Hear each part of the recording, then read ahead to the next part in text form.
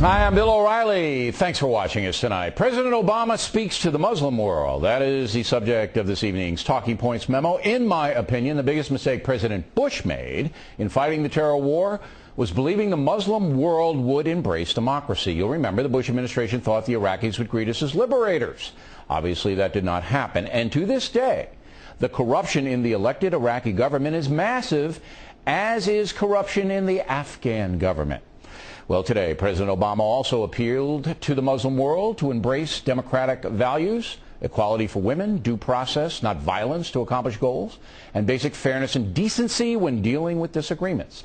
President Obama's effort was noble, and I hope he got through. The president began by defining his purpose. I've come here to Cairo to seek a new beginning between the United States and Muslims around the world. One based on mutual interest and mutual respect, and one based upon the truth that America and Islam are not exclusive. Well, a good speaker always finds common ground. The president did that and then promoted sympathy for Muslims. More recently, tension has been fed by colonialism that denied rights and opportunities to many Muslims, and a Cold War in which Muslim-majority countries were too often treated as proxies without regard to their own aspirations. Well, that was smart. There's no question that history has not been kind to the Middle East.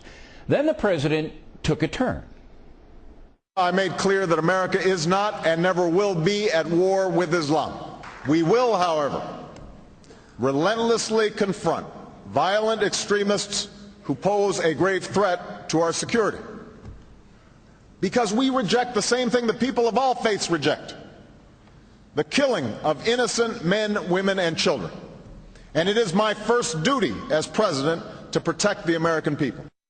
Very strong and necessary after the president's European presentation. Now, I would have continued on a pro-American course. The president did some of that, but then lapsed back.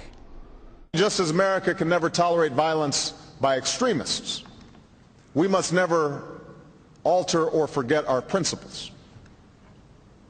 9/11 was an enormous trauma to our country. The fear and anger that it provoked was understandable, but in some cases it led us to act contrary to our traditions and our ideals. We are taking concrete actions to change course. I have unequivocally prohibited the use of torture by the United States, and I have ordered the prison at Guantanamo Bay closed by early next year. All right, enough, Mr. President. The USA is not and never has been a torture nation. The Cheney-Obama debate made that perfectly clear. To continue hammering the torture theme does not do anyone any good, so let's drop it. And closing Gitmo so quickly was a bad idea.